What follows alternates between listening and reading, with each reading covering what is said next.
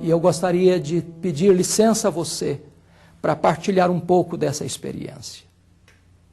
Eu nasci num lar muito pobre, numa região rural do interior do estado do Espírito Santo. Nos idos de 1958, naquela região não havia estrada e não havia carro.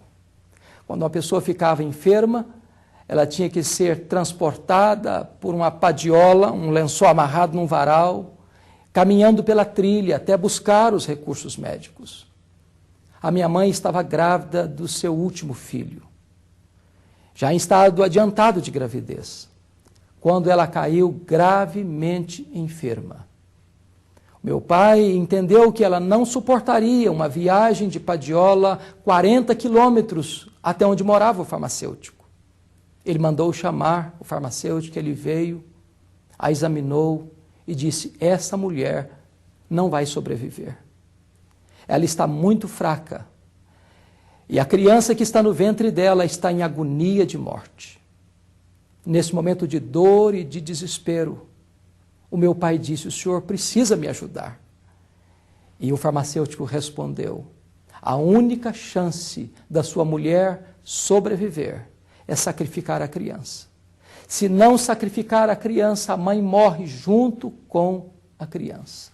Nesse momento de perplexidade e angústia, esta informação foi levada para minha mãe. E ela então toma uma decisão e disse: eu não abro mão desse filho. Eu não desisto desse filho. E naquele momento ela fez um voto a Deus e disse: meu Deus, se tu poupares a minha vida, se tu poupares o meu filho, eu vou consagrar este filho para ti.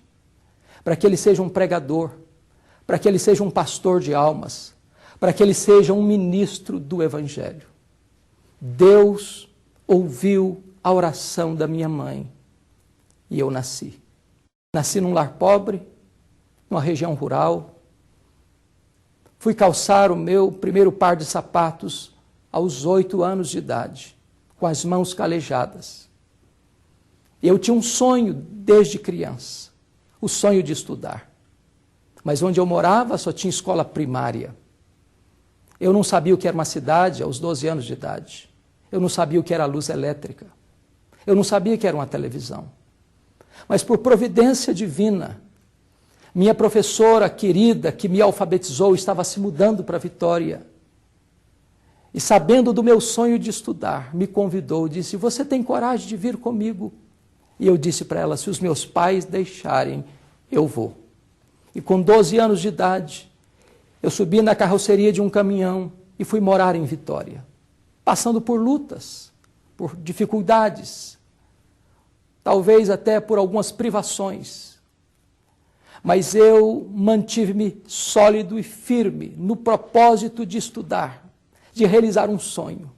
Só que o meu sonho não era o sonho de Deus.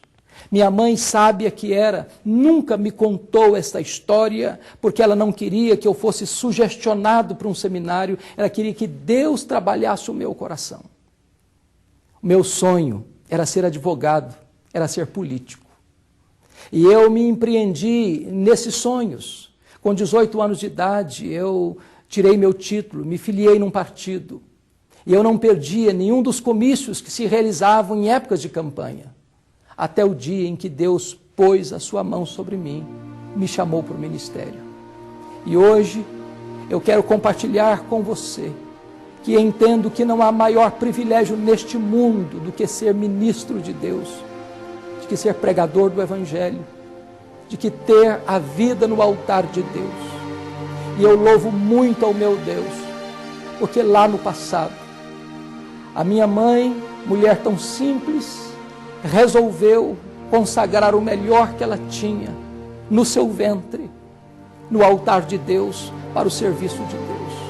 Eu sou fruto desta consagração, eu sou fruto desse voto, e eu glorifico muito a Deus, porque minha mãe teve a ousadia de não desistir de mim, e me colocar no altar de Deus, para o serviço de Deus.